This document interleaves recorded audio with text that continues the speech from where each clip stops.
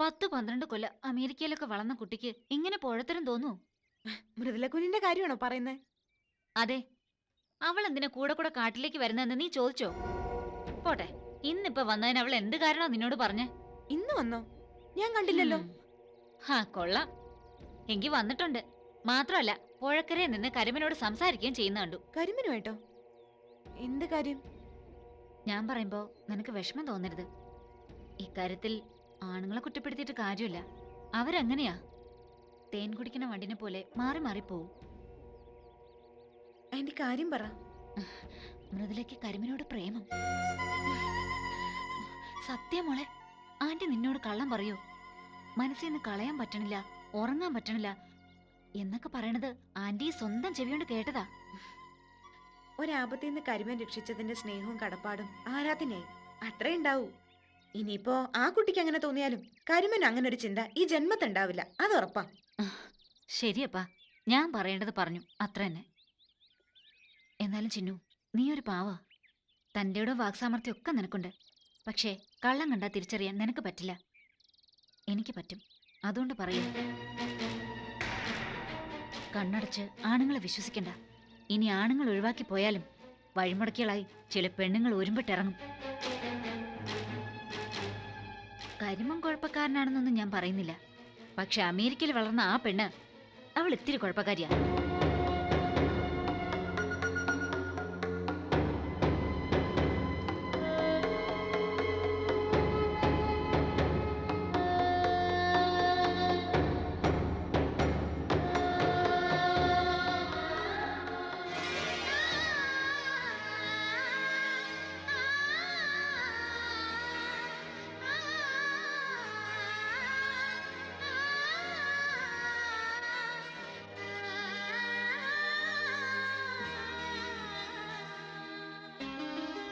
Hey ഏയ്, ഏത് ലോകത്താ? Are you dreaming something special? Yeah, it was a special dream. ആഹാ, കേൾക്കട്ടെ. തന്നെ ഇവിടെ ജോലിക്ക് നിർത്തിയത് അബദ്ധമായോന്നൊരു സംശയം. ആ അബദ്ധത്തിന് എന്താ ഇത്രയും നീളം? ജീവിതകാലം മുഴുവൻ നീണ്ടു നിൽക്കുന്ന ഒരു അബദ്ധത്തിലേക്ക് ഞാൻ വീണ് കഴിഞ്ഞെന്നാ തോന്നുന്നത്. ഞാൻ ഇത്രയും നേരം വേറെ ഒരു ലോകത്തായിരുന്നു. മനസ്സിലാവുന്നുണ്ട്. ഈ രോഗത്തിന് ചികിത്സിച്ചേ പറ്റൂ. ഇങ്ങോട്ട് വന്നിരുന്ന് എക്സ്പോർട്ട് ലൈസൻസിന്റെ ആപ്ലിക്കേഷൻ എഴുതാൻ നോക്ക്. മിതു, തൻ്റെ ഈ കൂടെ കൂടെയുള്ള മലകയറ്റം അത്ര നല്ലതല്ല കേട്ടോ. അവനവന് ചേരുന്നവരുമായിട്ട് വേണം കൂട്ടുകൂടാൻ. എന്ത് ചേരും എന്ത് ചേരില്ല എന്നൊക്കെ ചേർത്ത് നോക്കിയാലല്ലേ അറിയൂ നിതിൻ. നിനക്ക് കരിമനോട് അസൂയയാ, അതാ ഇങ്ങനെയൊക്കെ പറയുന്നേ. അവനെപ്പോലുള്ള കാട്ടുജാതിക്കാരനോട് എനിക്ക് അസൂയ. നല്ല കാര്യമായി. ചില നേരത്തെ തനിക്ക് ബേസിക് നോളജ് പോലും ഇല്ല കേട്ടോ. ഒന്നുകിൽ സമന്മാരോട്, അല്ലെങ്കിൽ തന്നേക്കാൾ ഉയർന്നവരോട്. അതാണ് അസൂയ തോന്നുന്ന രണ്ടവസ്ഥ. ആ വൃത്തികെട്ട ആദിവാസി കരുമനെ പോലുള്ളവനോട് എനിക്ക് അസൂയാണെന്ന് പറയാൻ തോന്നില്ല നിനക്ക്?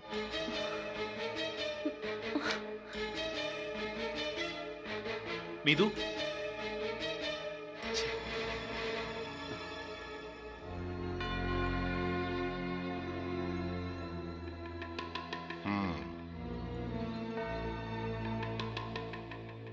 കുട്ടിയെ വിളിക്കുക. വൈദ്യര് ക്ഷമിക്കണം. അവള് പെട്ടെന്ന് വാശി പിടിച്ച് കമ്പനിയിലേക്ക് പോയി. ഇന്നവിടെ മാനേജറായിട്ട് ജോയിൻ ചെയ്യാൻ പോയതാ. വൈദ്യരിനി ഞായറാഴ്ചകളിൽ മാത്രം വന്ന സൗകര്യമായിരുന്നു. അതിപ്പോ ഏട്ടൻ പറഞ്ഞില്ല കാര്യങ്ങളൊക്കെ. അസുഖത്തിന്റെ കാര്യം എനിക്കും ഏട്ടനും അല്ലാതെ വേറെ ആർക്കും അറിയില്ല. ആരും അറിയാനും പാടില്ല വൈദ്യരെ. ചികിത്സ തലകറക്കത്തിനുള്ളതാണെന്ന് മാത്രമേ പറയാവൂ. ഉവ്വ്. അതൊക്കെ അർജുനൻ പറഞ്ഞു. കൃഷ്ണപിള്ള ചേട്ടനുമായിട്ട് പണ്ടേ ഒരു ബന്ധമുണ്ടേ. അതാ തിരക്കിനിടയിൽ ഇങ്ങോട്ട് ഓടി വന്നേ. ഒരു കാര്യം ചെയ്യാ, ഇപ്പം പ്രകൃതി ചികിത്സ കൊണ്ട് മാത്രം ഭേദമാക്കാൻ നിന്നാലേ കാലതാമസം സംഭവിക്കാൻ സാധ്യതയുണ്ട്. അതുകൊണ്ട് എന്റെ ഒരു രീതി അനുസരിച്ച് ആസാര സിദ്ധവൈദ്യം കൂടി പ്രയോഗിക്കാന്ന് വിചാരിക്കുക. ഒരു 4-5 മാസം കൂടി കഴിഞ്ഞാ പ്രകൃതി ചികിത്സ കൊണ്ട് മാത്രമായിട്ട് ചുരുക്കാം. എന്താ? അത്രയും കാലം എന്റെ മോള് ജീവിച്ചിരിക്കോ വൈദ്യരെ? ഹൈ, എന്തായി പറയണേ? സ്വന്തം അമ്മ എങ്ങനെ ചിന്തിക്കേ? ഞാൻ ചെയ്യണത് വെറും ചികിത്സയല്ല. അഥവാ ചികിത്സിക്കണത് ഞാനല്ല, എന്റെ മുകളിൽ വേറൊരാളുണ്ട്. അതാണ് സാക്ഷാൽ വൈദ്യര്, അല്ലാതെ ഞാനല്ല. അവിടുന്ന് കുറിപ്പെടി തരും, അത് മനസ്സിൽ പകർത്തി ഞാൻ അങ്ങോട്ട് പ്രയോഗിക്കും, അത്രേ ഉള്ളൂ. ഇനി മുതല് ഹനുമാൻ സ്വാമിയെ ധ്യാനിച്ചു തുടങ്ങുക. മരുത്വാമല മറിച്ചോണ്ട് പോകുന്ന ആളല്ലേ.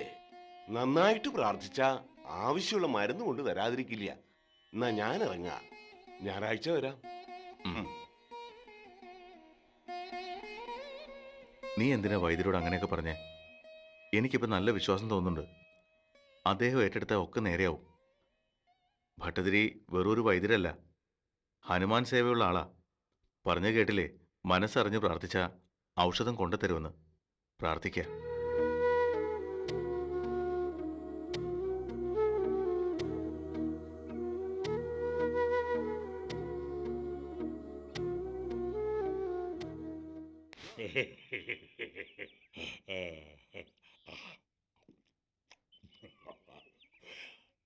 നിങ്ങൾ രണ്ടും നാട് ഭരിച്ച ആൾക്കാരാണ്. അതുകൊണ്ട് ദക്ഷിണ 101 ഒതുക്കില്ല, 501 വേണം.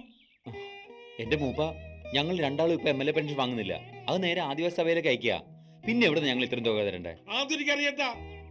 ഒരു ഉപ്പരാജുള്ളത് 501 പണം, 5 കെട്ട് വെറ്റില, അതിനൊത്ത പോയല, തേവരോടൊക്കെ 5 കോപ്പി കള്ള്, 10 തേങ്ങ എല്ലാം വെക്കണം. ശരി മൂപ്പ, എല്ലാം ചെയ്യാം. എന്നാൽ മകരം 10 താലി കെട്ട്, തലേന്നും പല ദൈവങ്ങൾക്ക് ചാറ്റിക്കുരുതിയും, കല്യാണ ദിവസം ഒരു പക്കക്ക് ചോറും കറിയും. സമ്മതിച്ച? സമ്മതിച്ചു. എന്നാ ഞാൻ പോണ്.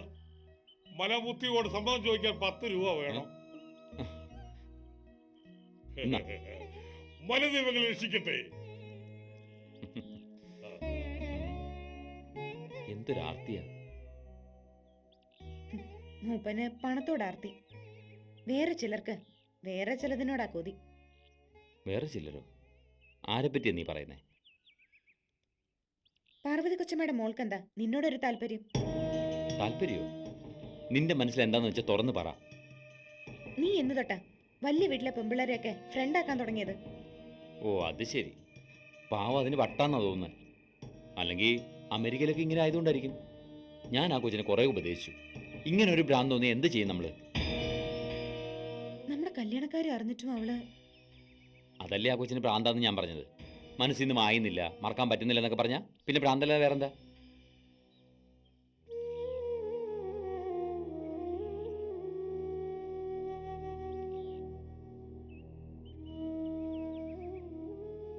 എന്താ നിനക്കൊരു വിഷമം പോലെ? വിഷമമുണ്ട്. അപ്പാപ്പന്റെ കൊച്ചുമോൾ അമൃതുല. കൊച്ചുമക്കളോട് അപ്പാപ്പനുള്ള സ്നേഹം നേരിട്ട് അനുഭവിക്കുന്നവളായി ഞാൻ. ഈ കൊച്ചിനോടാണെങ്കിൽ അച്ഛൻ മരിച്ചിട്ട് ഇങ്ങോട്ട് വന്നത് കാരണം കൂടുതൽ സ്നേഹവും കാണും. അപ്പാപ്പൻ എങ്ങാണോ ഇതറിഞ്ഞ അപ്പാപ്പന്റെ സങ്കടം കാണാൻ വയ്യ എനിക്ക്. നീ ഇതോർത്ത് വിഷമിക്കണ്ട. ഇതൊന്നും ആരും അറിയിക്കാനും പോണ്ട. 2 കൈയും കൂട്ടി അടിച്ചാലല്ലേ ശബ്ദം ഉണ്ടാവൂ. ഇനി ആ കൊച്ചിനെ കാണുന്നിടത്ത് ഞാൻ നിൽക്കത്തില്ല. എന്താ അതുപോലെ? അവളെ വേദനിപ്പിക്കരുത് കരുമ, അതെനിക്ക് സങ്കടാവും. എന്തായാലും നമ്മുടെ കല്യാണം കഴിയുന്നതോടെ മാറിക്കോളും. മനസ്സ് പോയത് തെറ്റായ വഴിക്കാണെന്ന് അപ്പൊ അവൾക്ക് ബോധ്യവും. പക്ഷെ അതുവരെ ഒന്നും സംഭവിക്കില്ല ചിന്നു. ഇനി നമ്മുടെ കല്യാണം കഴിഞ്ഞ ശേഷം മാത്രമേ ഞാൻ ആ മുഖം കാണൂ. എന്താ പോരെ?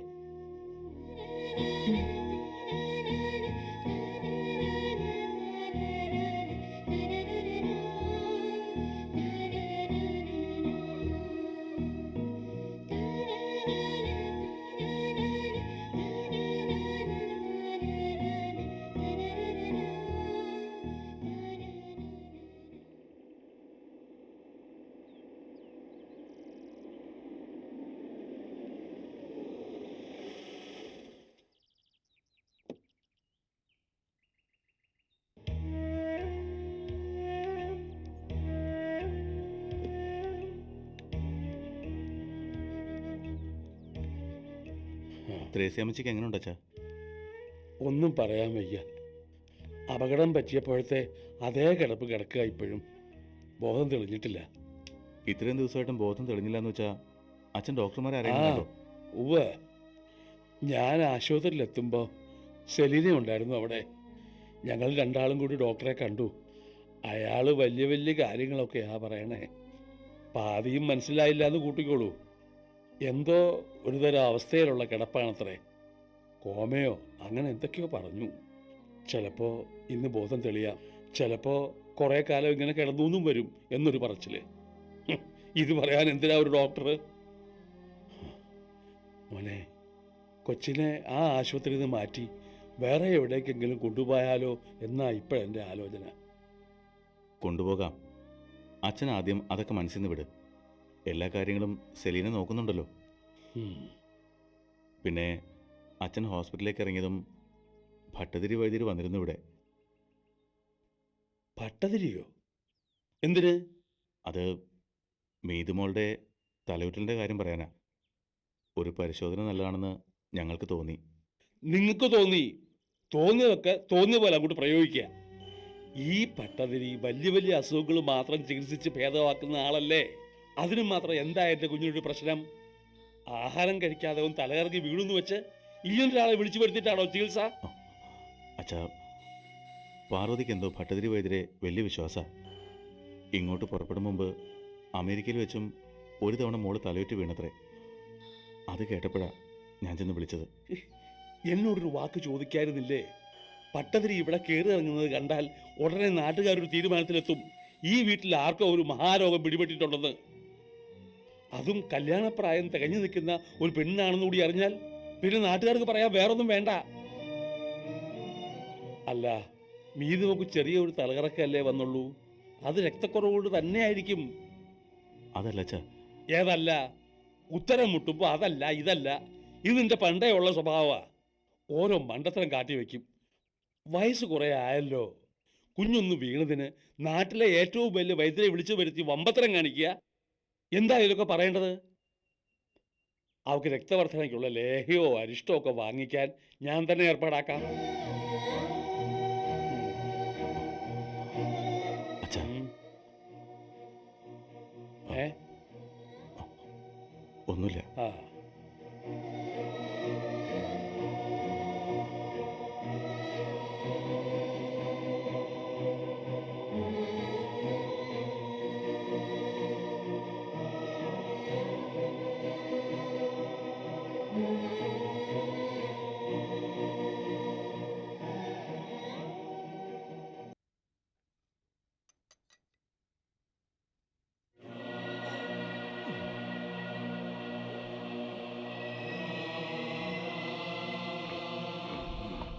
അച്ചായൻ എന്നാ നനയും കുളിയൊന്നും ഇല്ലയോ?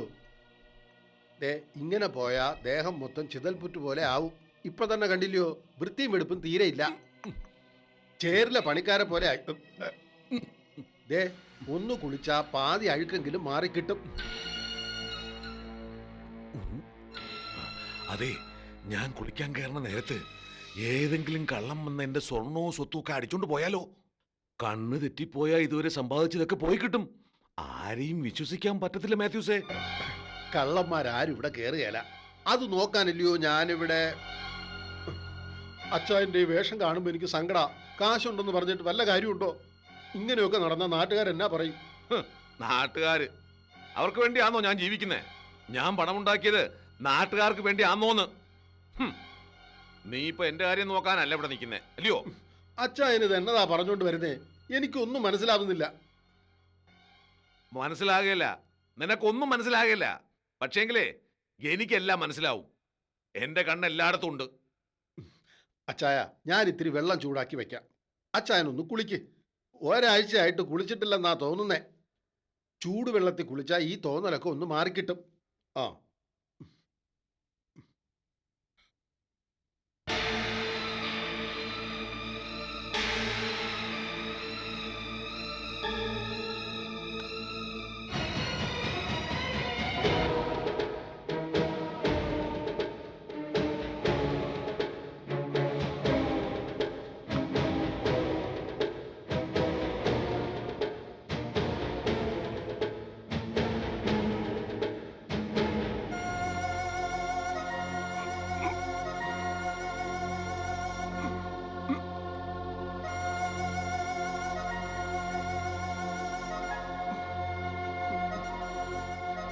എന്റെ കർത്താവ്.